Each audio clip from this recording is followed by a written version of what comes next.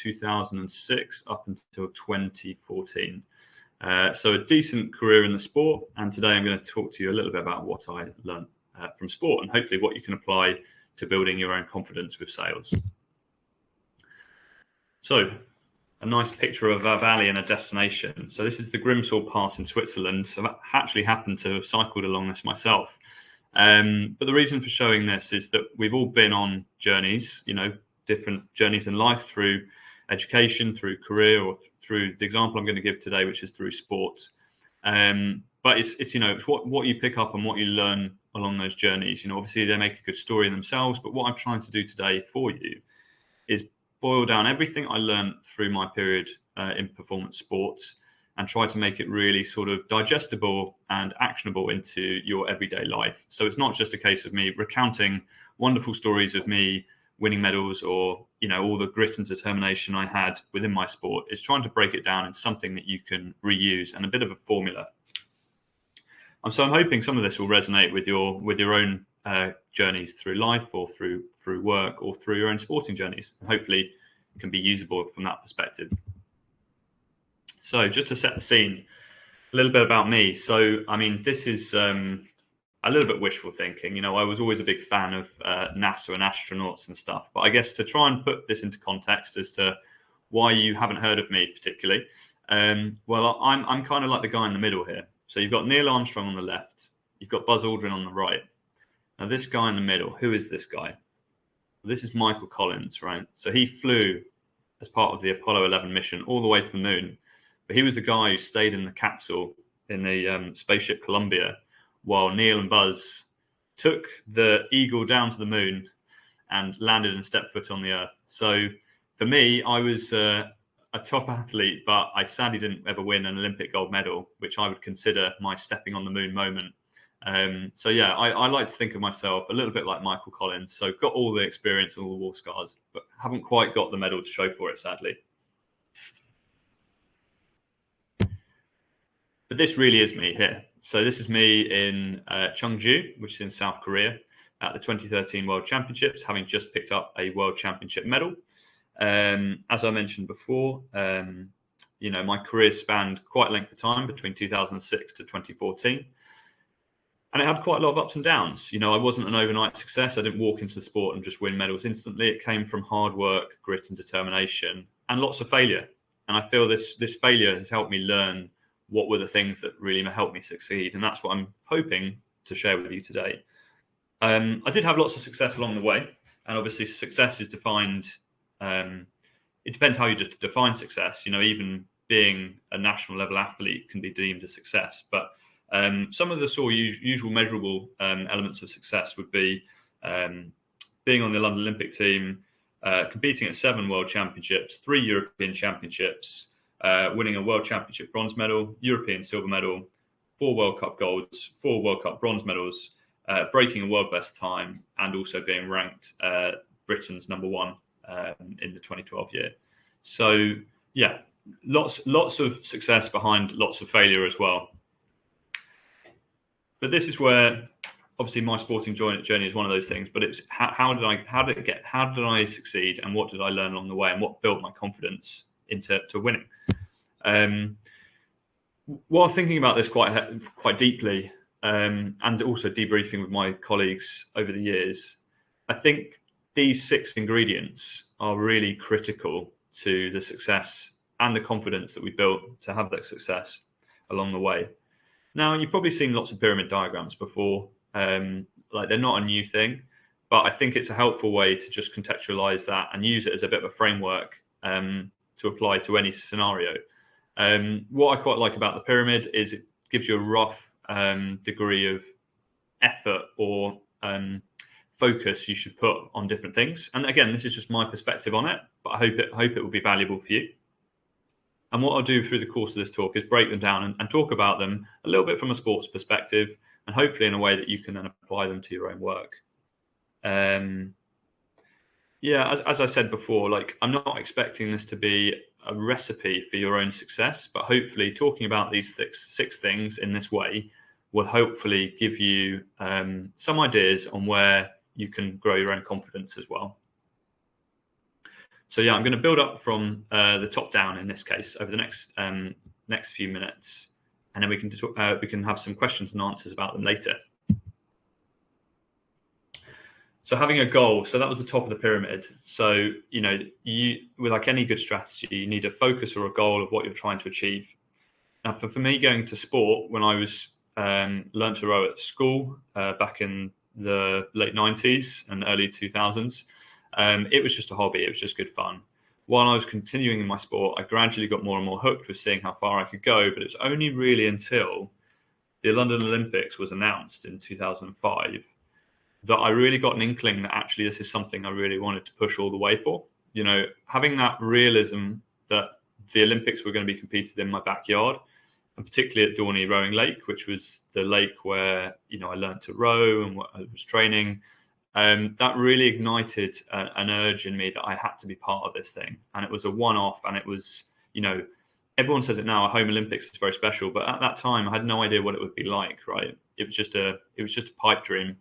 So, having a clear goal is really important, but also being mindful that actually, it's really hard to set realistic goals. And actually, sometimes external factors might help you to set your goals and understand where you want to go. And don't be afraid of that. And I think the point I would just sort of dwell on was, for me, having a goal has got to be something that's really sort of really connected with you deeply and personally. And a phrase that kind of helped summarize this for me was without desire, there is no fire. And for me, that burning urge to be part of this games, the London 2012 games, was really what kind of unlocked a lot of the performance for me and just made me get things done, make them happen. So that was really critical. And obviously that was the top of our pyramid. So one down from that is strategy and planning. So we've got a goal, which is really important, but now we need to make some really strategic choices around, for example, in sport, how are we going to train? What's our race plan going to look like? How are we going to manage our weight? So the event I used to compete in was a lightweight category, which meant that you would weigh in at 70 kilos 2 hours before the race. So you've got to have a strategy with how you're going to trim your body down, how you're going to sort of make weight and then rehydrate and refuel before the race. There's loads of strategies, both macro and micro, that need to be planned out and thought about and analyzed. And then those strategies need to be turned into a plan that you then have on the day of the race. You'd almost have hour by hour what you're going to do then at each stage, so that you could handle the pressure and follow the plan. Day to day, we will have diary invites and calendars, and we try and manage our way through the day. But there is a strategy around your week and how you prioritize certain events, isn't there? And what will get you close to your goals, and what things that might be a distraction. Those are all things we had to think about really deeply when we started each season, and try to plan our season around key events, as in competitions, races where we would be able to test our racing and build up towards a crescendo of a world championships, which is where we'd want to deliver the pinnacle, our best performance. So yeah, that's a big key ingredient. And again, another good saying to live by here is fail to prepare to fail. This actually comes from our old school rowing coach, actually, but it's lived with me ever since, in the sense that, if you don't plan for it, you're missing out on controlling one of the controllables that you own yourself. So yeah, very important nonetheless. The next one down on the pyramid was having the right team. So this is the right team around you, both for me in this instance, the individuals in the boat, but also the team behind the team. So all the support staff, all the coaches, your family, your parents, all that kind of stuff.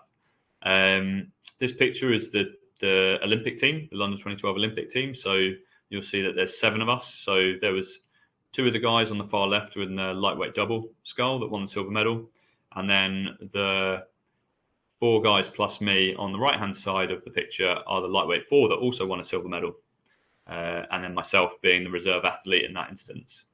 But the right team was fundamental, right? We were all top of our game. We were all world class. We were all pushing, the standard I was at was pushing all those guys to hold on to their seats. Our coaches were world class, and we had the best support in terms of physio, psychology, nutrition, All those things are really key ingredients. And for me, early on in my career, I kind of felt that I could just do it alone. I didn't need all that setup. But as I sort of grew into performance sport and worked my way up, I realized how much that actually sharing the load around all these different people with specialist skills actually allowed me to do the one thing that I was there to do a lot better. And I didn't have to do it all myself. So yeah, having the right team around you was the point, was the takeaway to have here. The next one, so we're getting to about midway in the pyramid here, is communication and feedback. So you've got, you can see a diagram of, you can see the picture of the boat there, just resting up against the shore. Now, what's key about a rowing boat is you're all sat one behind the other. So communication in the boat has to be really clear and concise, because it's only really one way, in the sense that the person at the front of the boat can be heard, but a lot of the other people, when they try and talk, because they're facing away from you, they can't hear what the other people are saying. So it's really key to have some really clear commands and instructions, whether you're training or whether you're racing, so that everyone in the crew can work together as a team. So that's one element of communication that's really important. But also, as you can see here in the picture, off-water communication is just as vital. So being able to have an open forum where everyone can have their opinion, can share their thoughts on how we improve, and trying not to take things too personally, basically. So being mindful that you're all part of a machine, and actually you're critiquing the machine rather than critiquing and trying to put down an individual.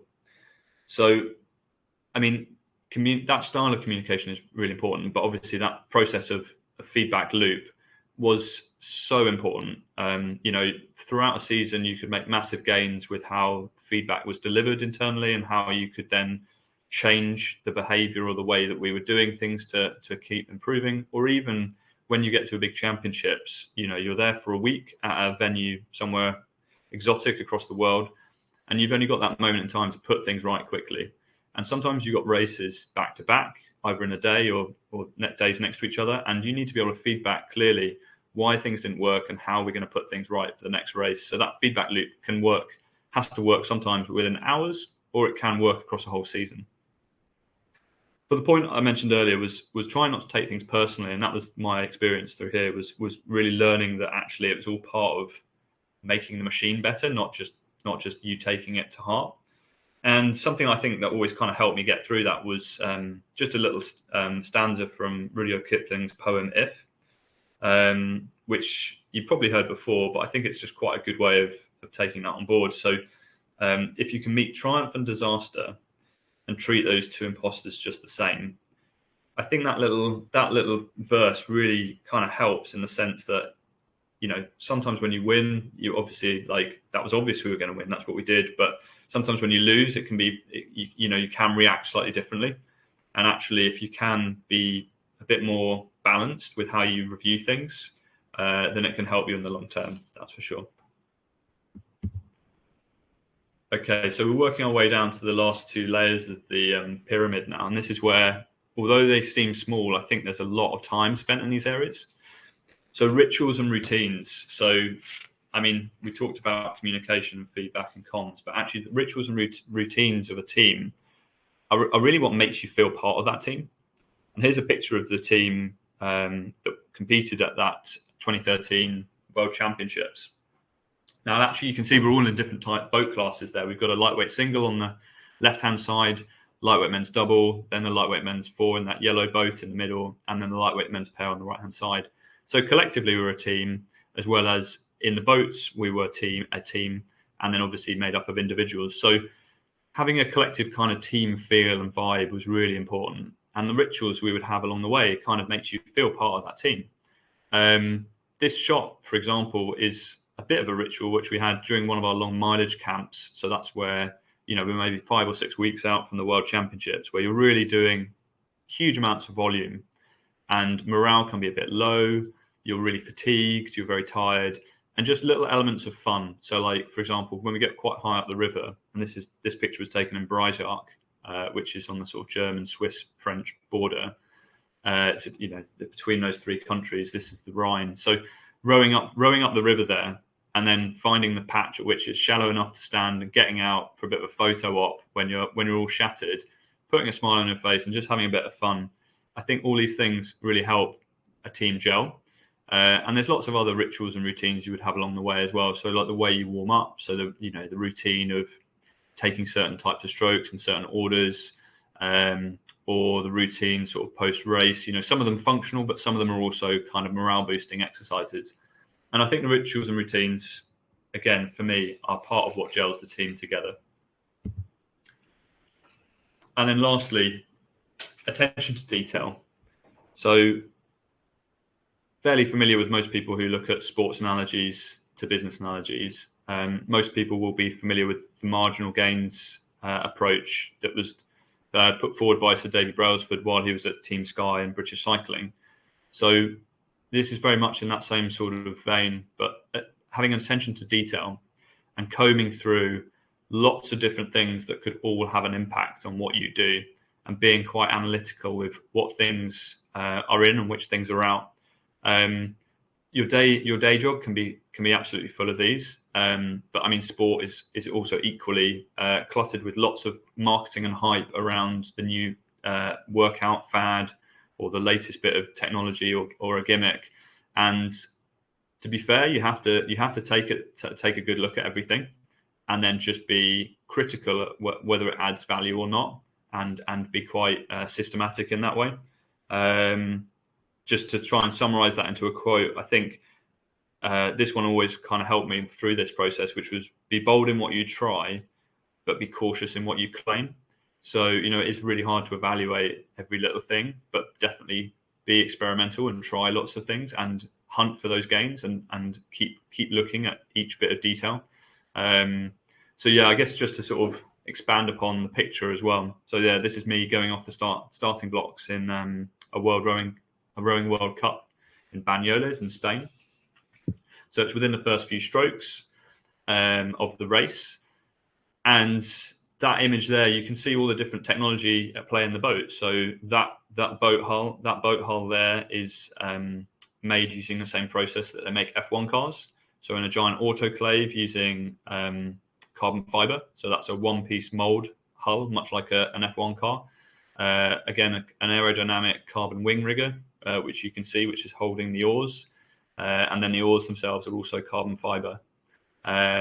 You've then got a little in red. The little red box is like a little onboard race computer, which will be taking the speed of the boat moving through the water using an impeller.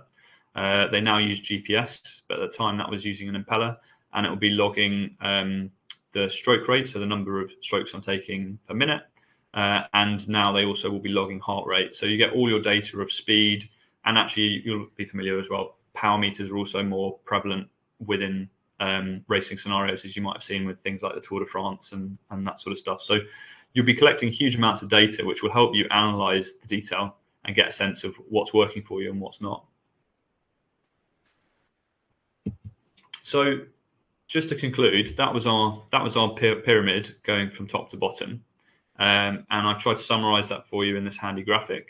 So yeah, being clear on setting a clear goal, dare to dream big, building a clear plan, so how we're going to do this, getting the right team in the right place, so thinking about who do you need to take you on your journey, and clear communications and feedback to making sure we're able to debrief and learn, building in those right daily rituals and routines that will help you make winning a habit, and then the last one, which is the attention to detail, which is the marginal gains. So thank you so much for listening to me. I hope you found it useful, and I'm hoping that might have stimulated some thoughts on things that you could take into your own areas of work. I'll now, I guess, open up the floor to questions and have a look at the chat. Adam, thanks so much for that. It was tremendous. One of the aspects of this membership is about expanding people's mindsets, using how other professionals like you from a sporting background and applying that to the business context. And we have a lot of members that are particularly focused on managing existing teams, but also, are aspiring to kind of take on those leadership roles. So they're looking at ways to extend and expand themselves so they can more effectively lead the teams that they're working with. I was just wondering, thinking about the pyramid, is there one aspect where you're like, this is the key piece? Is it, the right team? Where you're like, look, without the right people around you, and having a inner circle of people that aren't raising your game, you can't be effective? Or is it the attention to detail? What is the area, if you take away what you've then applied in business, do you think it's become most relevant to you from a business perspective? Yeah, no, a really good question there, James. So yeah, I think the pyramid is like just a model in terms of like trying to give people a sense of everything that kind of makes up success. And I guess for me, not being a massive extrovert and actually being, probably not sort of bristling with confidence like some athletes would be. I think for me, having sight of something like that kind of helped me kind of work out where I would make steps in certain areas. So like some points I had a really strong goal, some points I was better at the detail, sometimes I was better at kind of gelling a team. But I was always trying to be mindful of sort of which area would help move me forward and help me grow as an individual. I think so. I guess it's a little bit in to answer your question. These things can be quite personal in the sense that we're all different people, and actually different elements of that pyramid framework would be an area would be different for different people. I think for me personally, what I found made a big change, I think, was how I actually communicated and presented myself. Like again, linked to someone that's not overly confident.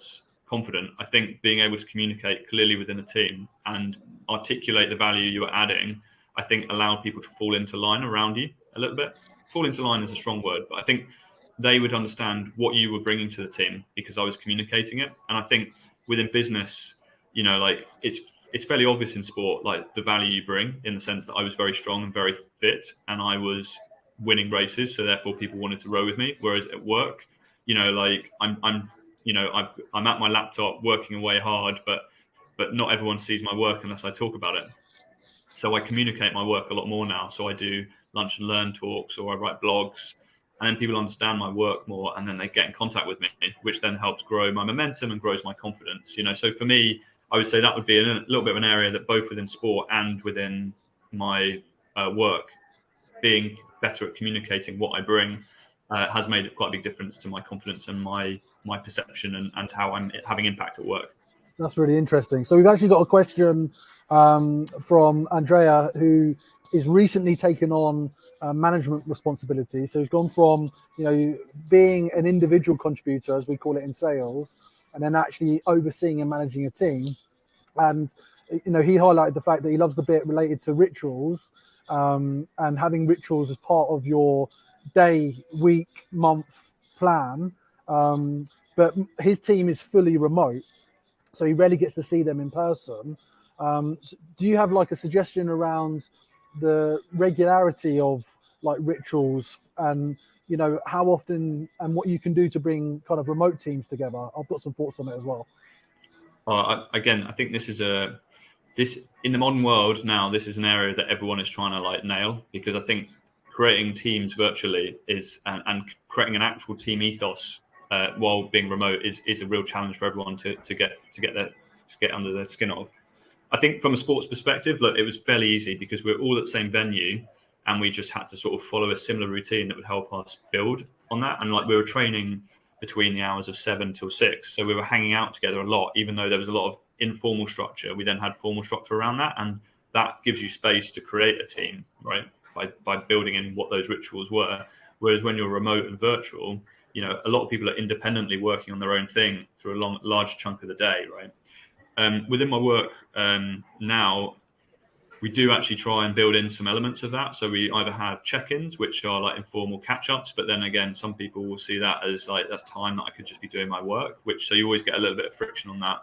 But then also try and do something at the beginning of the week and something at the end of the week. So something that just kicks off in terms of the working week, in terms of what you're looking forward to, what your priorities are, that kind of thing. Or maybe at the end of the week, you do a reflections and a wrap up. And they don't need to be long sessions. They can be 30 minutes, and you can do them, over a video call and then facilitated using something like Jamboard or Miro or something like that, where you're capturing some notes. But yeah, I think this is an area that blending or trying to really nail what routines you have when it's all virtual and you're not face to face, and you miss out on that body language and that kind of proximity, is something that I think we're all trying to crack. So again, really keen to hear suggestions here. And James, you mentioned some yourself. Or yeah, I think the challenge you've got to create in your team, while you've got a company culture and you've got company values, have you defined, and we'll talk about this in the members call tomorrow, but have you defined your own vision and your own values and your own rituals for your specific team within your business? So, if you think of the pyramid from the Olympic standard that Adam set, right at the top is that goal. Do you have a goal that's defined just for your team, and have you broken that down into monthly and weekly goals that are beyond just the number? The numbers, the obvious fact. So how are you moving the needle beyond just the number? The other consideration is, in my team, which is totally virtual, like every evening, we do it. You can use Slack or we can do it in WhatsApp. I get people to summarize their top 3 wins of the day and their top 3 challenges, or if they've had challenges, and I make it a habit. So I also share mine with the team, so that every single day I feel like they're putting a finger on the pulse, and so am I.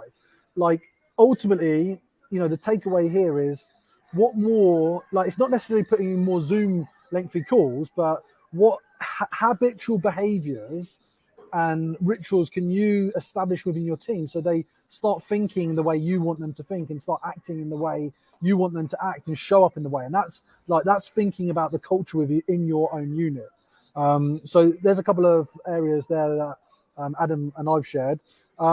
So we've got another question from Tamia, who's basically said, look, this was so insightful, especially around the importance of teams, which as individual contributors, it's easy to fall into focus only on ourselves. That said, what would you advise to balance your time between bettering yourself to not be the letdown, but also helping take care of the team? So this is an interesting question. In her case, she works for an early stage startup. She's a top performing individual contributor, but she's also looking to elevate herself amongst the team. So she wants to improve what she's doing, so she's invested in the sales confidence membership and she's doing other things to improve her game. But she also wants to carve out time to contribute and support the others. Like, do you have any thought on, especially as a competitor, you were competing with all the people that you were racing with, but then you would become a team.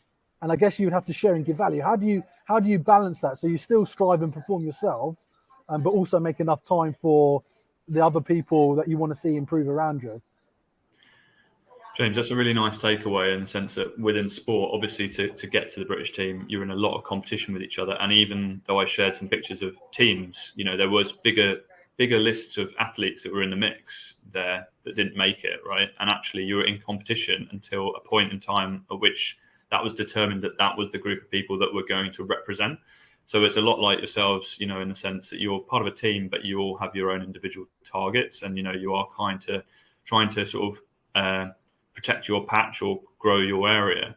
I think it's a really interesting question. So like, I guess, once I'd reached a certain point, and it's difficult to explain within a season exactly when those points were shifting, but you'd always have a bit of an understanding around where someone had something that was complementary to what you were good at.